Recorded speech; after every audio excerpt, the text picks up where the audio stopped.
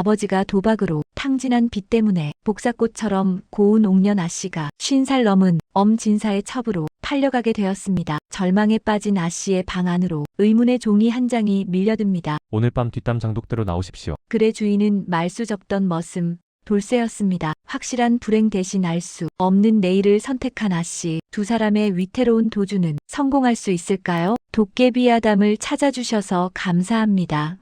구독과 좋아요는 큰 힘이 됩니다. 이야기 시작하겠습니다. 한강 상류를 끼고 자리 잡은 박참봉 댁은 겉으로 보기엔 여느 양반가와 다를 바 없었습니다.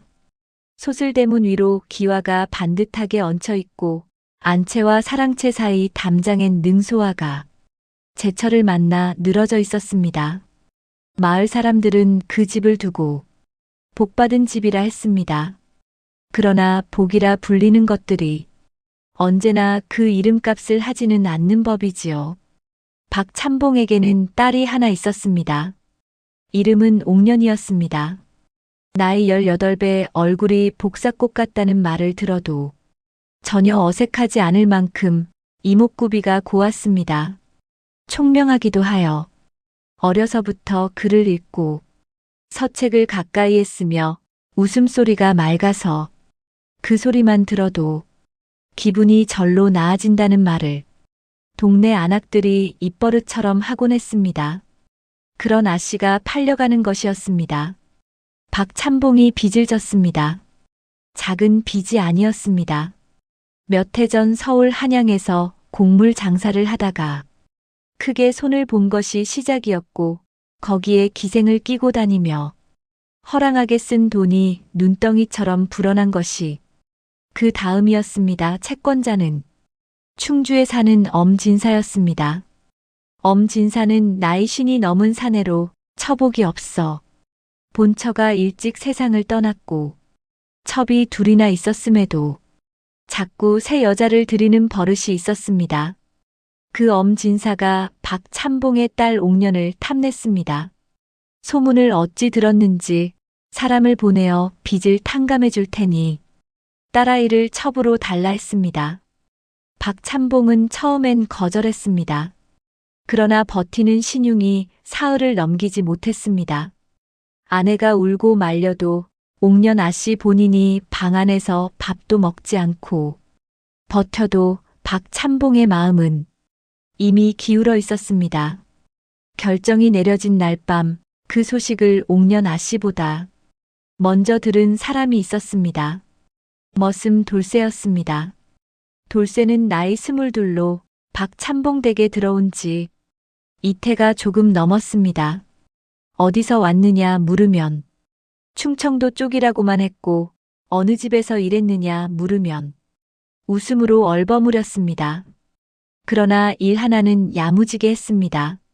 소를 먹이고 나무를 패고 논두렁을 메우는 일에 빈틈이 없었습니다. 안채 마당을 쓸 때는 조용했고 뒷곁에서 장작을 팰 때는 소리가 깔끔했습니다.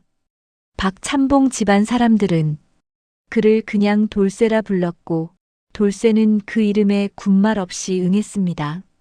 그런데 이 돌쇠라는 사람 가만히 보면 이상한 구석이 한두 가지가 아니었습니다. 글씨를 쓸 줄 알았습니다. 하루는 부엌 안악이 장부를 잘못 적어 놓은 것을 돌쇠가 지나가다 슬쩍 고쳐준 일이 있었는데 그 글씨가 어지간한 훈장, 솜씨보다 나아 보였습니다. 또 한 번은 행랑채 사람들이 모여 장기를 두는데 돌쇠가 옆에 서서 한수만 놓으라 했다가 판을 한 번에 뒤집어 버린 일도 있었습니다. 그때마다 돌쇠는 슬며시 자리를 피했고 아무도 그것을 깊이 캐묻지 않았습니다. 그날 밤 돌쇠는 행랑채 마루에 혼자 앉아 있었습니다. 바람이 없는 밤이었습니다. 안채 쪽에서 아씨의 울음소리가 희미하게 들려왔습니다.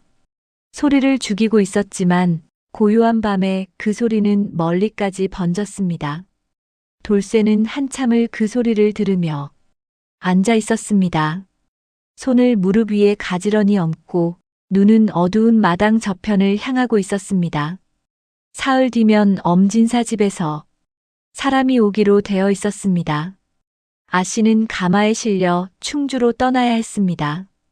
그날 밤 돌쇠는 뭔가를 결심한 것처럼 천천히 자리에서 일어났습니다. 달이 없는 하늘을 한번 올려다보고는 조용히 방 안으로 들어갔습니다. 이틀이 지났습니다. 박참봉댁 안채에서는 아씨의 짐을 꾸리는 소리가 들렸습니다. 나이든 친모가 옷을 개고 비단 보자기에 싸는 동안 아씨는 방 한 귀퉁이에 앉아 창호지를 멍하니 바라보고 있었습니다. 눈은 이미 팅팅 부어 있었습니다. 밥은 사흘째 제대로 먹지 않았습니다. 어머니가 방문을 열고 들어와 손을 잡아보려 하면 아씨는 조용히 몸을 돌려버렸습니다. 원망도 없었습니다. 그냥 텅 빈 눈이었습니다. 그 텅 빈 눈이 더 무서운 것이었는지도 모릅니다. 친모가 방을 나가고 어머니도 자리를 비운 틈에 문 아래로 종이 한 장이 밀려 들어왔습니다. 손가락 두 마디쯤 되는 좁은 틈 사이로 조심스럽게 밀어 넣은 것이었습니다. 아씨는 처음엔 거들떠보지도 않았습니다. 그러다 바람도 없는데 종이가 바닥에서 살짝 움직이는 것 같아 시선이 갔습니다. 종이를 펼쳤습니다. 글씨가 있었습니다. 글씨체가 놀랍도록 반듯했습니다. 오늘 밤 자시가 지나면 뒷담 쪽 장독대 옆으로 나오십시오. 저를 믿으셔야 합니다. 그것뿐이었습니다. 이름도 없었습니다. 그러나 아씨는 직감적으로 알았습니다. 돌쇠였습니다. 마당을 쓸다 말고 자신을 향해 딱 한 번 눈을 맞추고 다시 눈을 내리깔던 그 머슴이었습니다. 아씨는 종이를 접어 속치마 안에 감추었습니다. 가슴이 두근거렸습니다. 두렵기도 했지만 그 두려움 안에 이상하게도 작은 불꽃 하나가 켜지는 느낌이었습니다. 18해를 살면서 이렇게 가슴이 뛴 적이 없었습니다. 밤이 깊어졌습니다. 온 집안이 잠에 든 것을 확인하고 아씨는 발소리를 죽이며 방문을 열었습니다. 삐걱 소리라도 날까? 숨을 참으며 문지방을 넘었습니다. 마루를 지나 섬도를 내려섰습니다. 달은 여전히 구름 뒤에 숨어 있었습니다. 어두운 마당을 가로질러 장독대 쪽으로 발길을 옮겼습니다. 돌쇠는 이미 거기 있었습니다. 집신을 고쳐 신은 발로 땅을 딛고 서서 등에는 보찜 하나를 지고 있었습니다. 아씨의 얼굴을 확인하자마자 고개를 까딱이며 빠르게 뒷담 쪽을 가리켰습니다. 말은 없었습니다. 눈빛이 말을 대신했습니다. 지금 당장 따라오라는 흔들림 없는 눈빛이었습니다. 아씨는 잠시 망설였습니다. 이 담장을 넘으면 돌아올 수 없다는 것을 알았습니다. 아버지가 자신을 팔아넘긴 것도 알았습니다. 충주 엄진사집이 어떤 곳인지도 소문으로 들어 알고 있었습니다. 한쪽은 확실한 불행이었고 다른 한쪽은 알 수 없는 길이었습니다. 아씨는 담장을 넘었습니다. 돌쇠가 먼저 넘고 손을 내밀었습니다. 아씨는 그 손을 잡고 담을 내려섰습니다. 착지하는 순간 발이 살짝 미끄러졌지만 돌쇠의 손이 단단하게 잡아주었습니다. 둘은 눈을 한번 마주치고 아무 말 없이 어둠 속으로 걸어 들어갔습니다. 새벽 닭이 울기 한참 전이었습니다. 여주 땅에서 한강 상류 쪽으로 이어지는 오솔길을 따라 두 사람의 발소리는 이내 밤속으로 사라졌습니다. 박참봉댁 장독대 옆에는 아씨가 급히 벗어두고 간 집신 한 짝만이 덩그러니 남아 있었습니다. 한강 상류 물길은 밤에 더 깊어 보였습니다. 강변 갈대밭 사이로 두 사람이 몸을 낮추어 나아갔습니다. 바람이 갈대를 흔들 때마다 서걱이는 소리가 났고 그 소리가 오히려 발소리를 가려주었습니다. 돌쇠는 앞에서 길을 텄고 아씨는 그 뒤를 바짝 따랐습니다. 한 발짝씩 내디딜 때마다 젖은 흙이 발 아래서 조용히 꺼졌습니다. 강가에 나루터 하나가 있었습니다. 낮에는 사람이 오가는 나루였지만 이 시각에는 나룻배 한 척이 갈대에 묶인 채 물 위에 둥실 떠 있을 뿐이었습니다. 뱃사공은 없었습니다. 돌쇠가 줄을 풀었습니다. 노를 저을 줄 아느냐 묻지 않아도 알 수 있었습니다. 그의 손이 노를 잡는 모양이 낯선 사람의 것이 아니었습니다. 아씨가 뱃전에 올라타자 배가 살짝 기울었습니다. 아씨는 숨을 멈추며 뱃전을 두 손으로 붙잡았습니다. 돌쇠가 노를 밀어 배를 강심으로 밀어냈습니다. 물이 노에 갈려 조용히 갈라졌습니다. 달이 여전히 구름 뒤에 있었지만 강물은 스스로 희미하게 빛을 품고 있었습니다. 검은 물 위에 두 사람이 탄 작은 배가 소리 없이 흘러갔습니다. 강 중간쯤 이르렀을 때였습니다. 아씨가 처음으로 말을 꺼냈습니다. 돌쇠야, 너 어디로 가려는 게냐? 목소리가 떨렸지만 그 안에 힘이 있었습니다. 돌쇠는 노를 저으며 잠시 뜸을 들였습니다.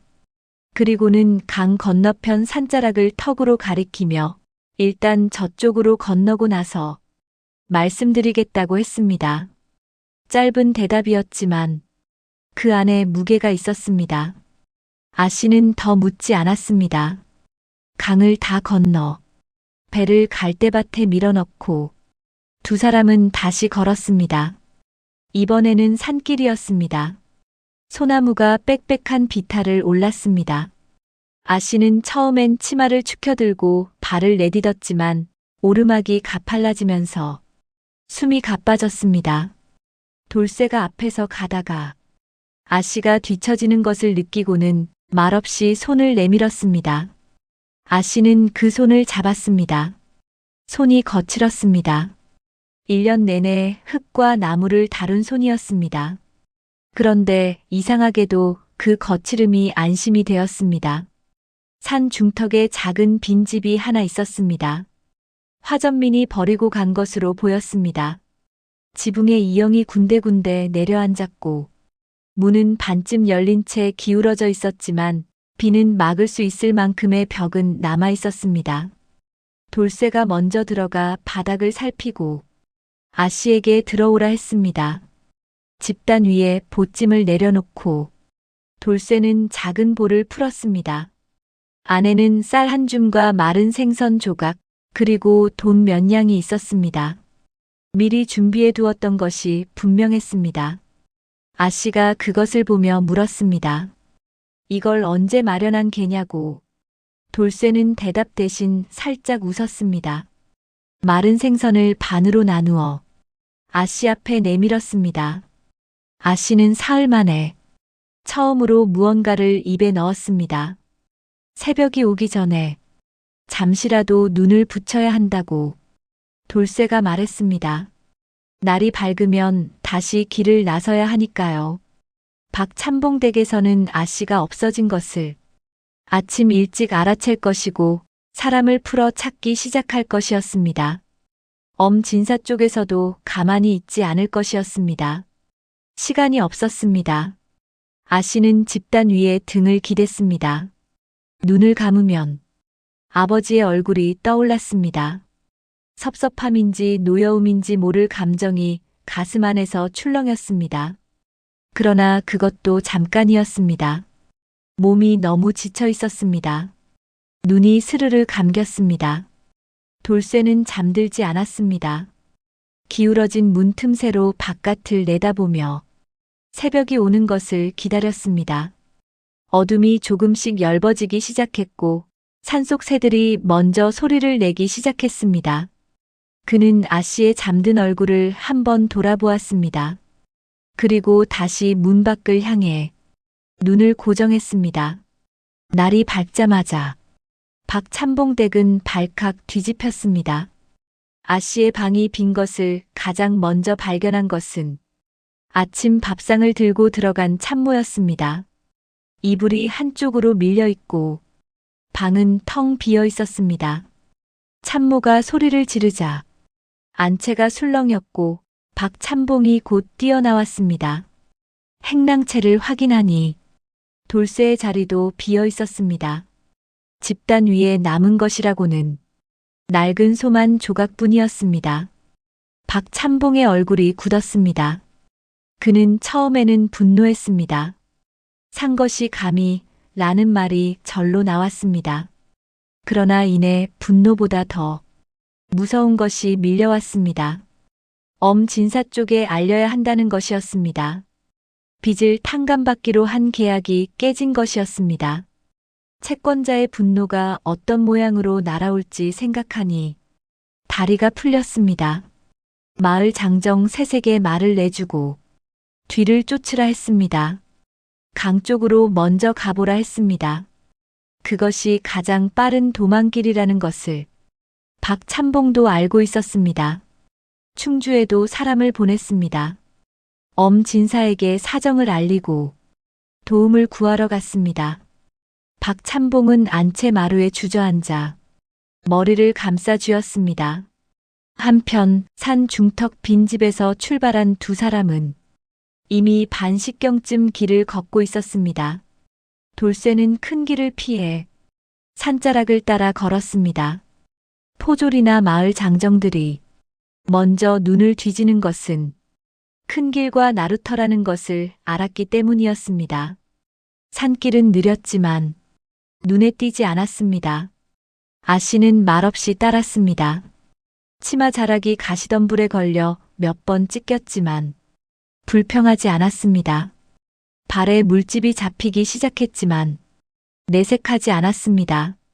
점심 무렵 작은 시냇가에 이르렀습니다. 돌쇠가 발을 멈추었습니다. 아씨의 발을 보았습니다. 집신 위로 핏자국이 배어 있었습니다. 돌쇠는 말없이 시냇가에 앉으라 했습니다. 보찜에서 헝겊 조각을 꺼내어 물에 적셨습니다. 그리고 조심스럽게 아씨의 발을 닦고 헝겊으로 감쌌습니다. 아씨는 처음에 괜찮다고 했지만 돌쇠는 무시하고 감쌌습니다. 아씨가 그 모습을 내려다보다가 불쑥 물었습니다. 돌쇠야, 너 대체 누구냐? 돌쇠가 고개를 들었습니다. 눈이 마주쳤습니다. 잠시 뜸이 있었습니다. 나중에 말씀드리겠습니다. 저를 믿어주세요. 그 대답뿐이었습니다. 그러나 그 눈빛이 예사롭지 않았습니다. 거짓을 담은 눈이 아니었습니다. 무언가를 지키고 있는 눈이었습니다. 아씨는 더 다그치지 않았습니다. 시냇물을 손으로 떠서 마셨습니다. 물이 차고 달았습니다. 오후 늦게 작은 주막 마을이 나왔습니다. 돌쇠는 아씨를 외진 바위 뒤에 숨겨두고 혼자 마을로 들어갔습니다. 잠시 뒤 돌아올 때 손에는 주먹밥 2덩이와 미투리 한 켤레가 들려 있었습니다. 아씨에게 미투리를 건네며 집신보다 낫겠습니다. 라고만 했습니다. 아씨는 미투리를 신으며 눈시울이 뜨거워지는 것을 느꼈습니다. 울지는 않았습니다. 그러나 코끝이 시큰했습니다. 그날 저녁 소나기가 내리기 시작했습니다. 처마도 없는 산길 위에 비가 쏟아졌습니다.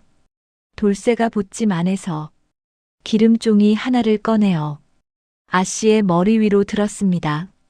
자신은 비를 그대로 맞으면서 아씨 쪽으로 기름종이를 기울였습니다. 빗줄기가 제법 거세졌습니다. 아씨가 기름종이를 이쪽으로도 기울이라 했지만 돌쇠는 고집스럽게 아씨 쪽으로만 향하게 했습니다. 소나기가 그쳤을 때 돌쇠의 등과 어깨는 흠뻑 젖어 있었습니다. 젖은 옷에서 물이 뚝뚝 떨어졌습니다. 아씨는 그 모습을 보다가 조용히 입술을 깨물었습니다. 이 사람이 대체 어떤 사람인지 알아야 한다고 생각했습니다. 반드시 그날 밤은 소나기가 씻어낸 하늘 덕분에 별이 쏟아졌습니다. 두 사람은 산자락 아래 오래된 성황당 옆에 자리를 잡았습니다. 성황당 뒤편으로 오래된 느티나무가 가지를 넓게 펼치고 있어서 이슬을 어느 정도 막아주었습니다. 돌쇠가 마른 낙엽을 긁어 모아 바닥에 깔고 아씨에게 앉으라 했습니다. 못찜에서 마지막 남은 말은 생선 한 조각을 꺼내어 반으로 나누었습니다. 두 사람은 나란히 앉아 조용히 씹었습니다. 별이 많은 밤이었습니다. 풀벌레 소리가 사방에서 울었습니다. 낮에 소나기가 왔다 간 덕분에 밤 공기가 차고 맑았습니다. 아씨는 무릎을 모아 앉고 하늘을 올려다보다가 다시 돌쇠에게 시선을 돌렸습니다. 이번엔 물러서지 않겠다는 눈이었습니다. 돌쇠야. 아씨의 목소리가 낮고 분명했습니다. 이제 말해야 할 것 같다. 나는 내가 누군지 알아야겠다. 이렇게 나를 데리고 도망쳤으니 그 정도는 내가 알 권리가 있지 않겠느냐. 돌쇠는 한참 별을 보았습니다. 풀벌레 소리가 두 사람 사이를 채웠습니다. 그리고 천천히, 정말 천천히 입을 열었습니다. 제 본명은 이준혁입니다. 아씨가 굳었습니다. 이준혁이라는 이름은 아씨에게도 낯설지 않은 이름이었습니다.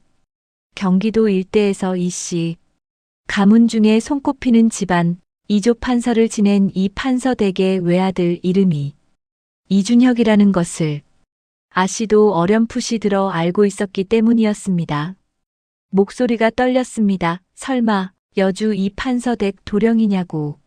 아씨가 물었습니다. 돌쇠, 아니 이준혁이 고개를 끄덕였습니다. 덤덤한 끄덕임이었습니다.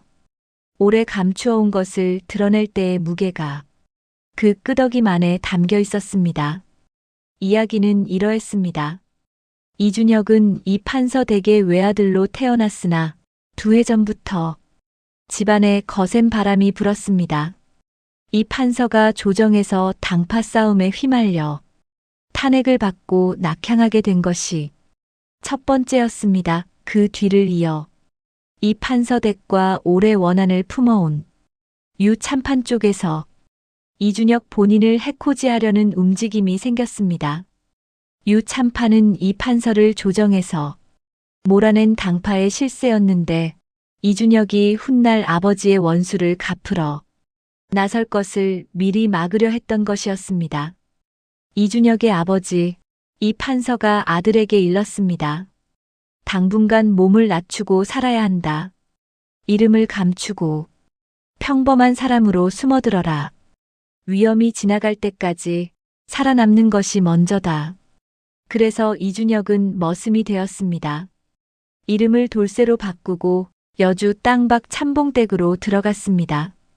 글씨를 알면서도 모르는 척했고 병서와 역사를 줄줄 꿰면서도 장기판 옆에서 구경꾼인 채 했습니다. 소를 먹이고 장작을 패며 때를 기다렸습니다. 그런데 박 참봉댁에 들어온 지 얼마 지나지 않아 이준혁의 눈에 옥년 아씨가 들어왔습니다. 처음엔 그냥 같은 집 사람이었습니다. 그러나 아씨가 혼자 뒷곁에서 서책을 펼쳐 읽는 것을 보았고 빈 항아리를 두드리며 시구를 읊는 것을 들었고 어린 몸종이 실수를 저질러도 야단치지 않고 조용히 같이 수습해주는 것을 곁에서 지켜보았습니다. 그러면서 이준혁은 자신도 모르게 아씨를 눈여겨보게 되었습니다. 그것이 언제부터였는지 정확한 날짜는 스스로도 알 수 없었습니다. 그러다 아씨가 충주 엄진사에게 넘겨진다는 소문을 들었습니다. 밥상머리에서 행랑채 사람들이 수군거리는 것을 우연히 들었습니다. 그 순간 이준혁은 자신 안에서 불씨가 지펴지는 것을 느꼈습니다. 이야기를 다 들은 아씨는 한동안 말이 없었습니다. 별을 보다가 느티나무를 보다가 다시 이준혁을 보았습니다. 눈앞에 있는 이 사람이 머슴 돌쇠가 아니라 이 판서댁 도령이라는 사실이 한 번에 납득되지는 않았습니다. 그러나 그 손이 그 눈빛이, 그 말의 무게가 처음부터 범상치 않았다는 것을 아 씨는 이미 느끼고 있었습니다. 아 씨가 물었습니다. 그러면 지금 나를 어디로 데려가려는 것이냐고. 이준혁이 대답했습니다. 아버지가 계신 곳으로 가겠습니다. 충청도 쪽으로 낙향해 계십니다. 거기까지 가면 아 씨를 안전하게 지킬 수 있습니다. 아 씨는 고개를 끄덕였습니다. 풀벌레 소리가 이어졌습니다. 별이 흘렀습니다. 다음 날 아침이 밝자마자 두 사람은 다시 길을 나섰습니다. 이준혁은 충청도 방향으로 남쪽 길을 잡았습니다. 큰 관도를 피해 야산과 들판 사이로 이어진 소로를 따랐습니다. 아 씨의 미투리 발이 어느덧 길에 익숙해졌는지 발걸음이 어제보다 가뿐했습니다. 아침 이슬이 풀잎마다 맺혀 있었고 햇살이 막 오르기 시작한 산등성이 너머로 번지고 있었습니다. 이준혁이 처음으로 본래 이름을 밝힌 다음 날이었습니다. 두 사람 사이의 공기가 어제와 조금 달랐습니다. 무거운 것이 한 겹 벗겨진 듯 가벼웠고 동시에 그 가벼움이 어색하기도 했습니다. 아 씨는 이준혁을 무어라 불러야 할지 몰라서 한동안 이름 없이 말을 건넸습니다. 이준혁 역시 굳이 뭐라 불러달라 하지 않았습니다. 점심 무렵 작은 고갯길에 올랐을 때였습니다. 이준혁이 갑자기 발을 멈추었습니다. 아 씨도 따라 멈추었습니다. 이준혁이 고개 아래쪽을 내려다보며 눈을 가늘게 떴습니다. 저 아래 관도 위에 말을 탄 사람들이 보였습니다. 셋이었습니다. 속도가 빨랐고 방향이 이쪽으로 향하고 있었습니다. 그중 한 명의 허리에서 벼틀 받아 번쩍이는 것이 있었습니다. 칼이었습니다. 이준혁은 낮게 말했습니다. 몸을 낮추십시오. 아 씨가 즉각 낮은 덤불 뒤로 몸을 숨겼습니다. 이준혁도 그 옆에 바짝 엎드렸습니다. 말발굽 소리가 점점 가까워졌습니다. 세 사람이 고갯길 아래를 빠른 속도로 지나쳤습니다. 그중 한 명의 목소리가 바람결에 실려왔습니다. 산 쪽으로도 확인해 봐야 한다는 말이 들렸습니다. 엄진사 쪽 사람들이었습니다.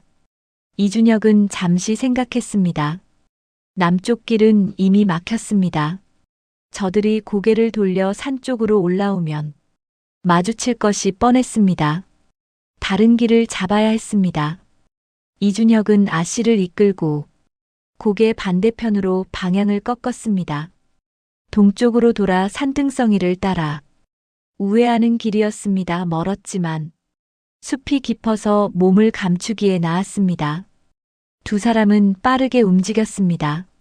아 씨가 이번엔 치마를 걷어 올려 묶고 발을 놀렸습니다. 넘어질 뻔한 것을 이준혁이 두 번 붙잡아 주었습니다. 숲속으로 깊이 들어가자 말발굽 소리는 들리지 않게 되었습니다. 그러나 이준혁은 긴장을 풀지 않았습니다. 귀를 세우고 주변을 살피며 걸었습니다. 한참을 걷다 보니 앞이 탁 트이며 작은 마을이 나타났습니다. 오막살이 몇 채가 모여 있는 작은 마을이었습니다. 밭에서 일하는 노인 하나가 두 사람을 물끄러미 보았습니다.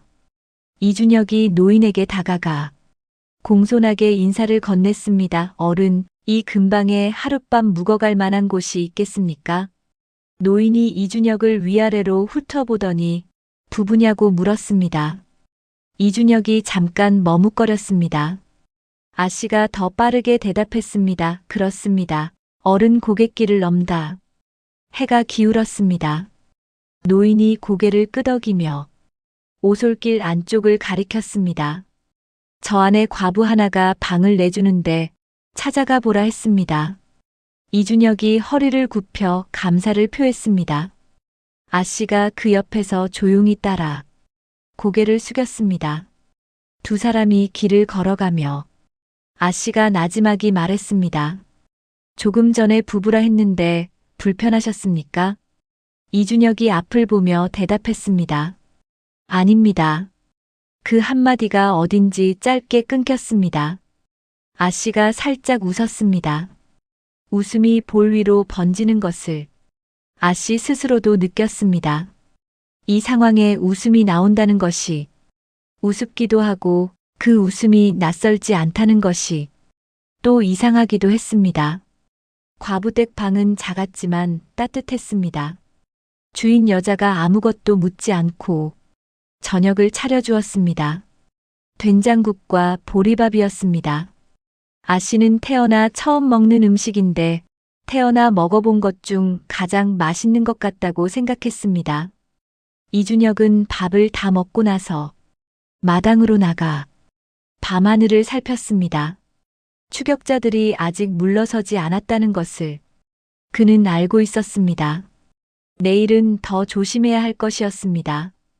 그러나 오늘 밤만큼은 아씨가 따뜻한 방에서 밥을 먹었다는 것으로 충분했습니다. 이튿날 새벽 두 사람은 과부댁을 나섰습니다. 주인 여자가 길을 떠나는 두 사람에게 보자기 하나를 내밀었습니다. 펼쳐보니 주먹밥 3덩이와 된장 한 덩어리가 들어있었습니다. 이준혁이 돈을 꺼내려 하자 여자가 손을 저었습니다. 그냥 가시오. 어디서 쫓기는지는 모르겠지만 부디 잘 가시오. 그 말 한마디만 남기고 돌아서 버렸습니다. 이준혁이 깊이 고개를 숙였고 아씨도 따라 허리를 굽혔습니다. 마을을 벗어나자 길이 두 갈래로 나뉘었습니다. 왼쪽은 큰 길로 이어졌고 오른쪽은 들판을 가로지르는 좁은 길이었습니다. 이준혁은 오른쪽을 택했습니다.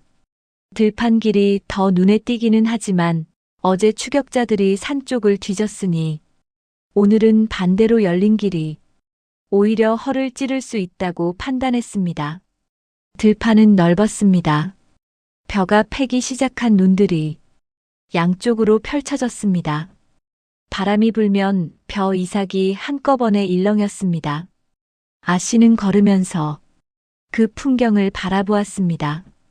이렇게 넓은 들판을 두 발로 걸어본 것이 처음이었습니다. 가마 안에서 창을 통해 보던 것과 두 발로 직접 밟으며 보는 것은 전혀 달랐습니다. 바람이 살갗에 닿았고 흙냄새가 코에 들어왔고 벼 이삭이 스치는 소리가 귓속으로 파고들었습니다. 이준혁하고 아씨가 불렀습니다. 이준혁이 걷다 말고 살짝 돌아보았습니다. 처음으로 이름을 불러본 것이었습니다. 이름을 부르고 나니 무슨 말을 해야 할지 잠깐 막혔습니다. 아씨는 그냥 이렇게 말했습니다. 고맙다고. 이준혁이 대답했습니다. 아씨가 잘 따라와 주셔서 제가 고맙습니다. 두 사람은 다시 앞을 보며 걸었습니다. 그런데 들판 중간쯤 이르렀을 때 이준혁의 발이 멈추었습니다. 저 앞 들판이 끝나는 곳에 오두막 하나가 있었습니다. 그리고 그 오두막 앞에 말 2필이 묶여 있었습니다. 이준혁이 눈을 가늘게 떴습니다. 말에 올려진 안장이 범상치 않았습니다. 관아에서 쓰는 안장은 아니었습니다. 그러나 마을 사람이 쓰는 안장도 아니었습니다. 어딘지 모르게 익숙한 모양이었습니다. 충주 쪽 사람들이 쓰는 방식이었습니다. 이준혁이 조용히 말했습니다. 뒤로 물러서십시오. 아씨가 이준혁의 눈을 보고 바로 알아챘습니다. 두 사람이 천천히 뒤로 몇 걸음 물러섰습니다. 그런데 그 순간 오두막 뒤편에서 사람 둘이 나타났습니다. 앞에서도 뒤에서도 길이 막혔습니다. 들판 한가운데서 퇴로가 없었습니다. 앞에서 나온 사내가 씩 웃으며 말했습니다. 찾는데 이틀이 걸렸다. 이준혁이 아씨 앞으로 한 걸음 나섰습니다. 아씨를 등 뒤로 밀어 막으면서 사내를 똑바로 바라보았습니다. 사내가 엄진사의 수하라는 것은 말하지 않아도 알았습니다. 허리에 칼을 차고 있었습니다. 옆에 선 2명도 마찬가지였습니다. 모두 셋이었습니다. 이준혁은 셋을 차례로 훑어보았습니다. 선두 사내가 말을 이었습니다. 아씨는 우리가 모시고 갈 테니 이 머슴놈은 그냥 보내줄 것이다. 말을 들으면 다치지 않아도 된다. 이준혁이 짧게 대꾸했습니다. 아씨는 가지 않으십니다. 사내의 웃음이 사라졌습니다. 그때 이준혁이 움직였습니다. 그 움직임이 너무 빠르고 낮아서 아씨는 눈으로 다 쫓지 못했습니다. 이준혁이 땅을 박차며 선두 사내 쪽으로 달려들었습니다. 사내가 칼을 뽑으려 했지만 이준혁이 먼저 그 팔목을 낚아챘습니다. 몸이 얽히며 두 사람이 밭 사이로 굴렀습니다. 나머지 둘이 달려오는 것을 이준혁이 선두 사내를 방패 삼아 막았습니다. 아씨가 멈추지 않았습니다. 눈을 감지 않았습니다. 주변을 빠르게 살피며 손에 잡힐 것을 찾았습니다. 논두렁 옆에 삽 하나가 꽂혀 있었습니다. 농부가 두고 간 것이었습니다. 아씨가 달려가 삽을 뽑아들었습니다. 달려오는 사내 하나를 향해 힘껏 내질렀습니다. 사내가 허를 찔려 비틀거렸습니다. 아씨가 물러서지 않고 다시 삽을 꼭 쥐었습니다. 이준혁이 선두 사내를 제압하고 일어섰습니다. 마지막 한 명이 물러서며 두 손을 들었습니다. 셋 모두 기세가 꺾였습니다. 이준혁이 숨을 고르며 말했습니다. 엄진사에게 전하시오. 이 아씨는 누구의 것도 아닙니다. 그리고 박참봉의 빚은 다른 방도로 해결될 것입니다. 사내들이 말을 타고 물러갔습니다. 이준혁이 아씨 쪽으로 돌아섰습니다. 아씨는 삽을 아직 손에 쥔 채였습니다. 숨이 가빴지만 눈빛은 흔들리지 않았습니다. 이준혁이 그 모습을 보며 말했습니다. 놀라지 않으셨습니까? 아씨가 대답했습니다. 놀랐습니다. 그래도 도망치지는 않을 것이었습니다. 이준혁이 잠시 아씨를 바라보더니 천천히 고개를 끄덕였습니다. 들판을 빠져나온 두 사람은 다시 남쪽으로 발길을 잡았습니다. 이준혁의 걸음이 조금 더 빨라졌습니다. 사내들이 물러갔다고 해서 끝난 것이 아니었습니다. 저들이 돌아가 보고를 올리면 엄진사는 더 많은 사람을 풀 것이었습니다. 이번에는 셋이 아니라 5 혹은 그 이상이 올 수도 있었습니다. 시간이 없었습니다.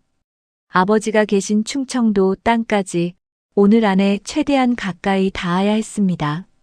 아씨는 이준혁의 속도를 묵묵히 따랐습니다. 발에 물집이 터진 것이 느껴졌지만 말하지 않았습니다. 이준혁이 눈치를 챘는지 가끔 돌아보며 아씨의 발걸음을 확인했습니다. 한 번은 아씨가 작은 돌에 걸려 비틀거리자 이준혁이 순식간에 팔을 잡아 세워주었습니다. 두 사람의 눈이 잠깐 마주쳤습니다. 이준혁이 먼저 시선을 거두었습니다.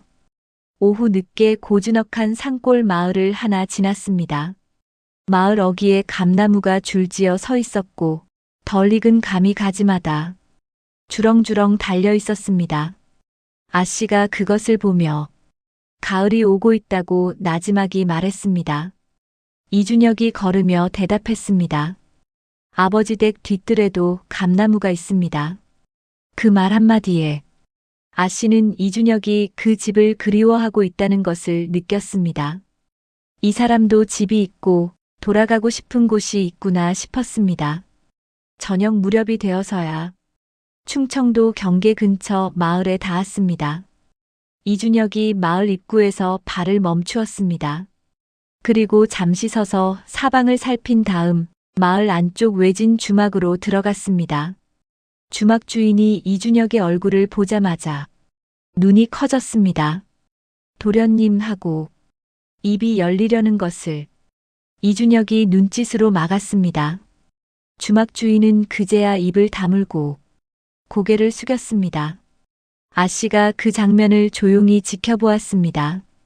이준혁을 알아보는 사람이 이 먼 곳에도 있다는 것이 이 사람의 존재가 생각보다 훨씬 크다는 것을 실감하게 했습니다. 주막 주인이 뒷방으로 두 사람을 안내했습니다. 문을 닫고 목소리를 낮추어 이준혁에게 말했습니다. 이 판서 어른께서 여기서 반씩경 거리 산속 고택에 계십니다. 그리고 한 가지를 덧붙였습니다. 그런데 도련님, 서울 쪽에서 움직임이 있습니다. 유참판 쪽에서 이 판서 어른을 다시 건드리려 한다는 소문이 돌고 있습니다. 이준혁의 표정이 굳었습니다. 그러나 금방 다시 편 얼굴로 주막 주인에게 물었습니다. 아버지께서는 이 사실을 알고 계시냐고. 주인이 고개를 끄덕였습니다. 알고 계십니다. 그리고 도련님이 오기를 기다리고 계십니다. 이준혁이 아씨를 돌아보았습니다. 아씨가 조용히 고개를 끄덕였습니다. 내일 아침 일찍 출발하겠다는 뜻이었습니다. 이준혁이 주막 주인에게 저녁을 부탁했습니다. 그날 밤 밥상에는 두부조림과 나물, 따뜻한 국이 올라왔습니다. 도망치는 며칠 동안 처음으로 제대로 된 밥상이었습니다. 아씨가 숟가락을 들면서 이준혁에게 말했습니다. 아버지께서 도련님을 기다리신다고 하니 빨리 가서 배워야겠습니다. 이준혁이 국을 한 모금 마시고 말했습니다. 예, 그런데 한 가지 여쭤봐도 되겠습니까? 아씨가 고개를 끄덕였습니다. 이준혁이 물었습니다. 아씨는 무섭지 않으십니까? 지금 이 상황이. 아씨가 잠시 생각하더니 대답했습니다. 무섭기는 합니다. 그러나 이상하게도 마음이 가볍습니다. 이준혁이 그 말을 듣고 잠깐 밥상을 내려다보았습니다. 그리고 작게 거의 들릴 듯 말 듯하게 말했습니다. 다행입니다. 밤이 깊어졌습니다. 주막 처마 아래로 귀뚜라미 소리가 들렸습니다. 아씨는 방 안에서 두 다리를 뻗고 눈을 감았습니다. 며칠 만에 처음으로 이불을 덮었습니다. 그 따뜻함이 온몸으로 퍼지는 것을 느끼며 아씨는 내일을 생각했습니다. 이준혁의 아버지를 만나게 된다는 것이 두렵기도 하고 설레기도 했습니다. 그 감정이 뒤섞인 채로 눈꺼풀이 무거워졌습니다. 잠은 빠르게 왔습니다. 이준혁은 이번에도 잠들지 않았습니다. 주막 마당을 내다보며 밤새 귀를 세우고 앉아 있었습니다. 바람이 불 때마다 낙엽이 굴렀습니다. 가을이 오고 있었습니다. 아씨가 말한 것처럼 정말로 가을이 오고 있었습니다. 새벽빛이 산 너머로 번지기 시작할 무렵 두 사람은 주막을 나섰습니다. 주막 주인이 문 앞까지 나와 배웅했습니다. 길을 일러주면서 산길로 접어들면 커다란 바위 둘이 나란히 서 있는 곳이 나오는데 그 사이로 들어가면 고택이 보인다고 했습니다. 이준혁이 고개를 숙여 감사를 표했고 주막 주인은 두 사람의 뒷모습을 한참 바라보다가 안으로 들어갔습니다. 산길은 조용했습니다. 새벽 새들이 막 울기 시작했고 이슬이 풀잎마다 맺혀 발이 지날 때마다 서늘하게 적셨습니다.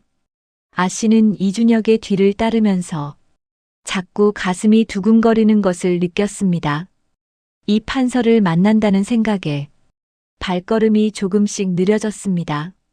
이준혁이 뒤를 돌아보다가 아씨의 표정을 읽었습니다. 걱정 마십시오. 라고 짧게 말했습니다. 아버지는 사람을 함부로 대하시는 분이 아닙니다. 아씨가 고개를 끄덕였지만 가슴속 두근거림은 가라앉지 않았습니다. 바위 둘이 나란히 선 곳에 이르렀습니다. 주막 주인의 말대로였습니다. 바위 사이로 난 좁은 길을 따라 들어가자 소나무 숲이 이어졌고 그 숲 끝에 기와집 하나가 모습을 드러냈습니다. 크지 않았습니다. 소슬대문도 없었고 담장도 낮았습니다. 그러나 어딘지 무게가 느껴지는 집이었습니다. 오래된 나무들이 마당을 감싸고 있었고 처마 끝이 반듯하게 정돈되어 있었습니다. 문 앞에 노인 하나가 서 있었습니다.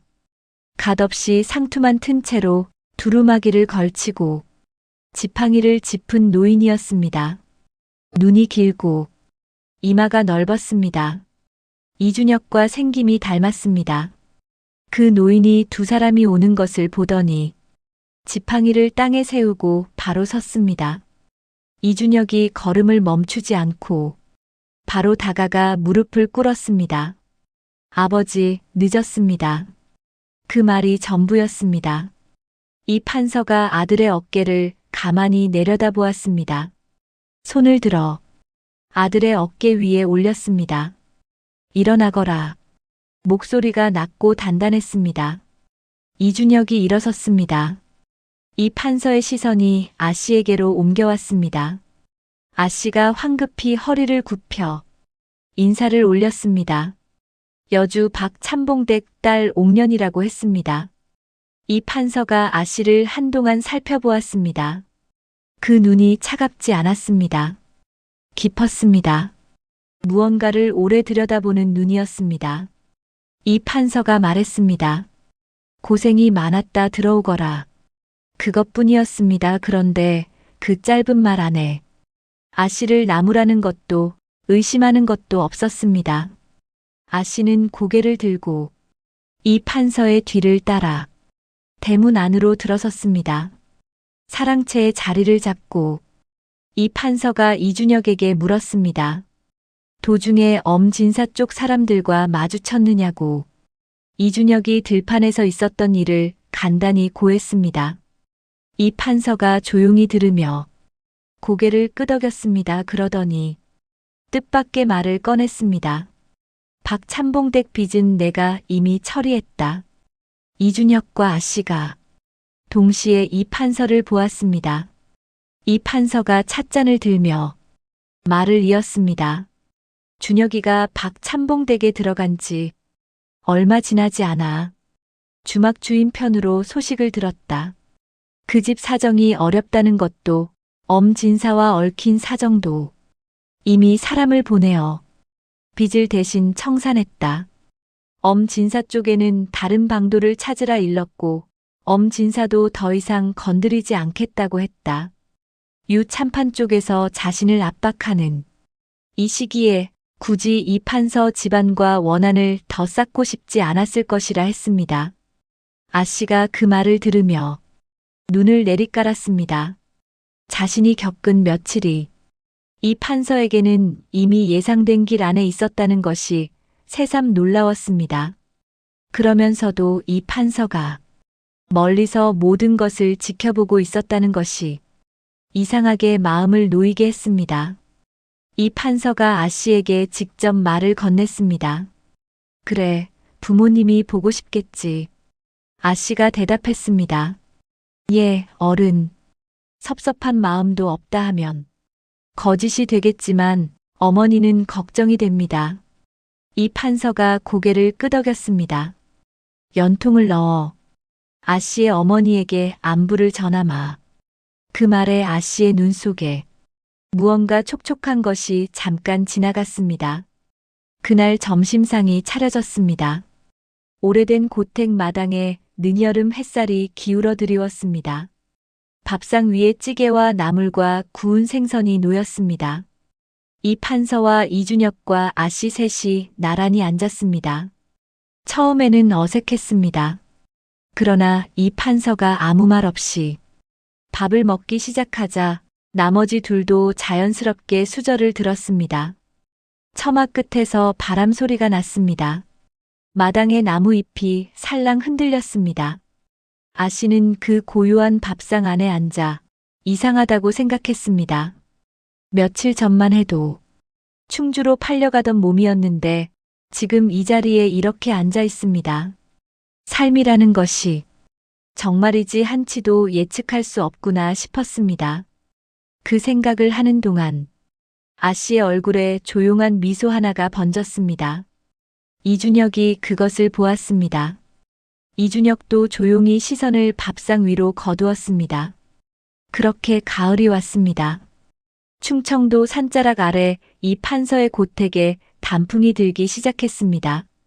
마당 감나무에는 주홍빛감이 무겁게 달렸고 소나무 숲에서 내려오는 바람은 이제 서늘한 기운을 품고 있었습니다. 이 판서댁에 머문 지 한 달이 조금 넘은 무렵이었습니다. 아씨는 이 판서댁에 완전히 자리를 잡았습니다. 처음 며칠은 조심스러웠습니다. 몸 둘 바를 모르겠어서 마당을 쓸거나 부엌을 도왔습니다.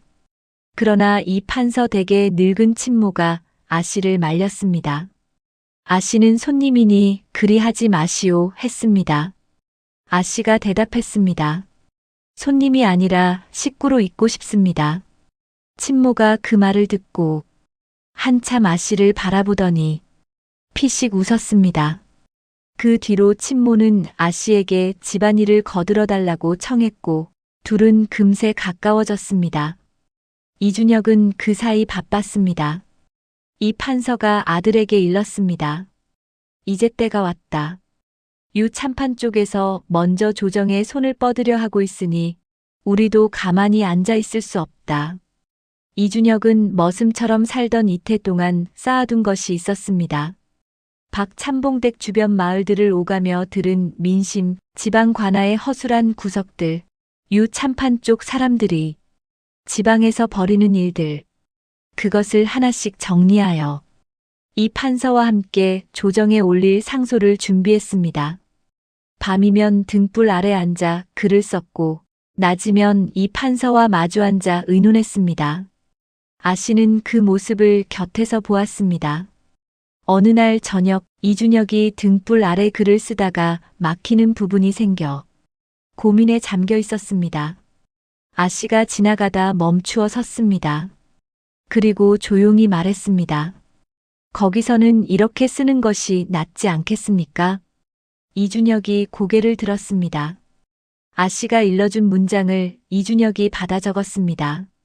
쓰고 나서 읽어보더니 이준혁이 말했습니다. 이것이 훨씬 낫습니다. 어떻게 아셨습니까? 아씨가 대답했습니다. 어려서 서책을 읽으면서 이런 식의 논리라면 이런 문장이 어울린다는 것을 느꼈을 뿐입니다. 이준혁이 아씨를 다시 보았습니다. 처음 보는 눈이 아니었지만 처음 보는 것처럼 새로운 눈이었습니다. 그날 이후로 이준혁은 상소 작업을 할 때 아씨에게 먼저 글을 보여주는 일이 많아졌습니다. 아씨는 읽고 나서 의견을 냈고 이준혁은 그것을 귀담아 들었습니다. 이 판서가 그 장면을 보고 말없이 차를 마셨습니다. 노인의 눈가에 잔잔한 무언가가 지나갔습니다. 상소가 조정에 올라간 것은 그로부터 반 달 뒤였습니다. 이준혁이 직접 한양으로 올라갔습니다. 이 판서의 이름을 내세우지 않고 이준혁 본인의 이름으로 올렸습니다. 아들이 감춰온 이 판서 이름이 아니라 이준혁이라는 이름으로 조정에 서는 것이었습니다. 이 판서가 아들을 보내며 말했습니다. 두려우냐? 이준혁이 대답했습니다. 두렵습니다. 그러나 가겠습니다. 이 판서가 고개를 끄덕였습니다.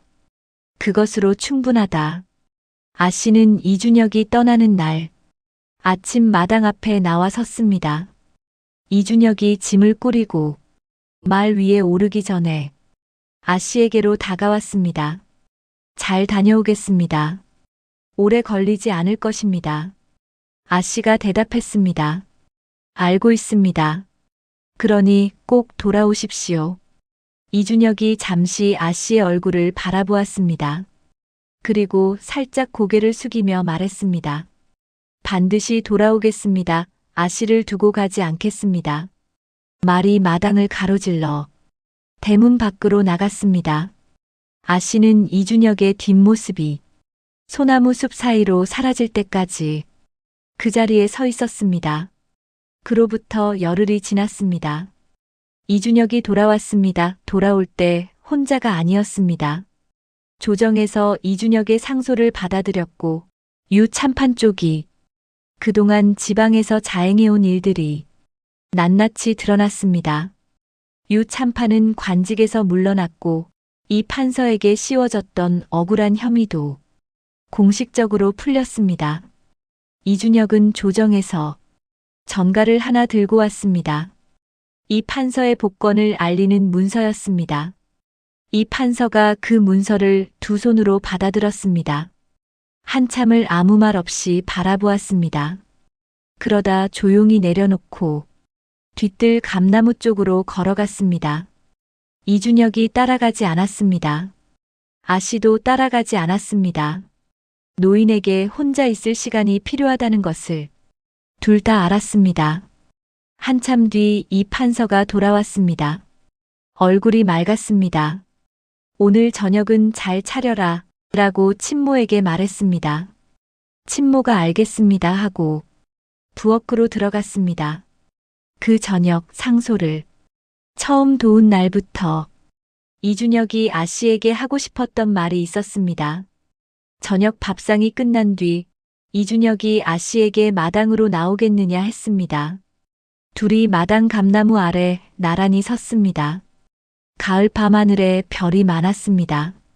성황당 옆 느티나무 아래에서 별을 보던 그 밤과 비슷한 하늘이었습니다. 이준혁이 말했습니다. 아씨께 드릴 말씀이 있습니다. 담장을 넘던 그 밤부터 들판에서 삽을 든 모습을 보았을 때부터 등불 아래에서 그를 고쳐주던 그 순간까지 저는 아씨 곁에 있는 것이 편안하고 동시에 떨렸습니다. 그 두 가지 감정이 한 사람에게서 동시에 온 것은 살면서 처음이었습니다. 아씨가 감나무를 보다가 이준혁을 보았습니다. 이준혁이 말을 이었습니다. 제 처지가 이제 달라졌습니다. 머슴이 아니라 이준혁으로 아버지 곁에서 제 길을 걸어가려 합니다. 그 길을 당신과 함께 걷고 싶습니다. 이 말이 당돌하다면 거두겠습니다만 제 마음은 이것이 전부입니다. 옥녀는 한동안 아무 말하지 않았습니다. 별 하나가 흘렀습니다. 바람이 감나무 이파리를 건드렸습니다. 옥년이 말했습니다. 담장을 넘던 그 밤에 저는 이미 알았습니다. 이 손을 잡으면 다시는 놓아서는 안 되겠다고. 그것을 이제야 말하는 것이 저도 늦었습니다. 이준혁이 천천히 손을 내밀었습니다. 옥년이 그 손을 잡았습니다. 거친 손이었습니다. 흙과 나무를 다루고 비를 맞고 사람을 지켜온 손이었습니다. 옥년은 그 손을 두 손으로 감쌌습니다. 처음 담을 내려설 때 잡은 단단한 손이었지만 지금은 달라졌습니다. 이 판서가 사랑채 창문 너머로 마당을 내다보았습니다. 감나무 아래 두 사람이 나란히 서 있었습니다. 노인이 작게 웃었습니다. 찻잔을 들어 한 모금 마시고 고개를 들어 하늘을 보았습니다. 별이 많은 밤이었습니다. 이준혁과 옥년 아씨는 그렇게 그 자리에 뿌리를 내렸습니다. 고택 마당 감나무처럼 서로를 향해 가지를 뻗으며 깊고 단단하게 바람이 불어도 흔들리되 쓰러지지 않을 그런 자리에 함께 섰습니다. 가을 바람이 따뜻하게 두 사람을 감쌌고 그 고요한 마당 위로 별빛이 내려앉았습니다. 온 세상이 그 순간만큼은 더없이 평온하고 넉넉했습니다. 오늘의 이야기를 들어주셔서 감사합니다. 다음 이야기로 찾아뵙겠습니다.